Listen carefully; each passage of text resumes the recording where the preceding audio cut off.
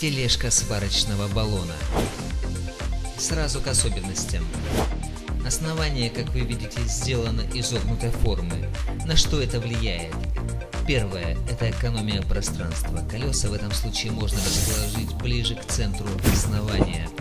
Второе – стойка перенесена назад, что дает также экономию по ширине, по металлу и, соответственно, весу конструкции. При складировании друг за другом также будет преимущество в компактности. Это все кажется маленькими доработками, но при частой эксплуатации более чем заметны.